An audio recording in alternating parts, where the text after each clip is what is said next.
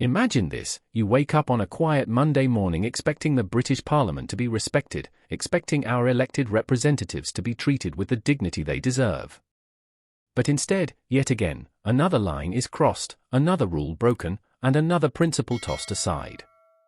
This isn't a minor misstep or a harmless miscommunication. This is a blatant violation of the Ministerial Code, an appalling breach of trust that's left the Speaker of the House, Sir Lindsay Hoyle, fuming with frustration. And yet, nothing changes. Did you know that over 95% of our viewers aren't subscribed to the channel? We totally get it. Life gets busy and sometimes it's easy to forget. But here's the thing: subscribing is completely free, and it really helps us keep creating the content you enjoy.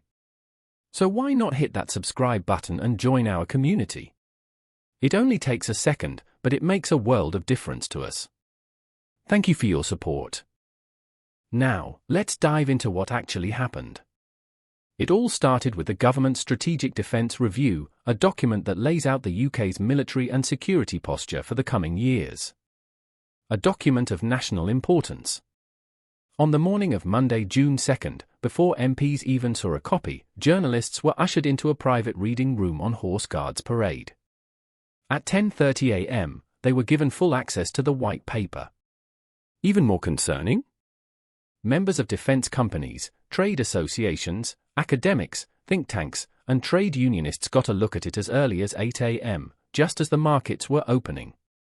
This isn't just a PR mishap. It's a direct breach of the Ministerial Code, specifically paragraph 9.1, which clearly states, when Parliament is in session, the most important announcements of government policy should be made in the first instance in Parliament. Shadow Defence Minister Mark Francois didn't mince words. He called it out as what it is, a clear breach of the code. He even warned that this could raise serious concerns about insider trading, given the market-sensitive nature of the document. But the moment that really encapsulated the gravity of this situation came from Sir Lindsay Hoyle himself. The Common Speaker, usually restrained and measured, made a public declaration of his powerlessness. It is appalling. It is unacceptable. He admitted to raising concerns at the time. But, as he explained, he has no direct authority over the Ministerial Code. And that, according to him, is what needs to change. I wish I had the power, because it would be different. Hoyle's remarks weren't about partisanship or playing politics. They were about defending the rights of backbench MPs, of defending Parliament itself. Let's be absolutely clear. When government ministers bypass Parliament to brief journalists and private stakeholders first, they're not just breaking rules. They're degrading democracy. They're eroding trust. They're sending a message that our elected representatives are secondary, that our legislative process is an afterthought. Defence Secretary John Healey eventually made a statement in the Commons. But it came after the leak, after the damage. He described the SDR as a plan to step up on European security and lead in NATO and learn lessons from Ukraine. That may be so. But the lesson this government refuses to learn is that transparency doesn't mean sidelining Parliament.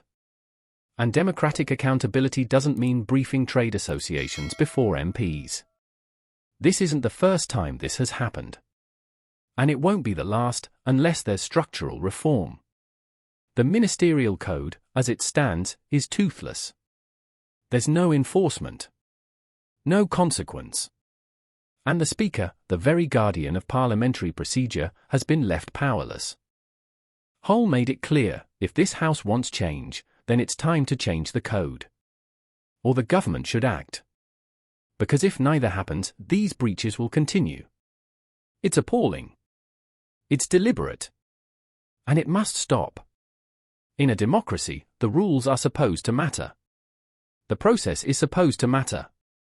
If you care about that, if you believe that Parliament should be respected, then this story should make your blood boil.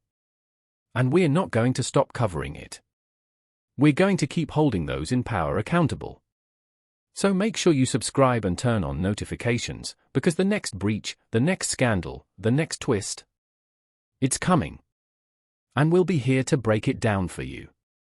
Thank you for watching, and thank you for standing up for truth, transparency, and democratic integrity.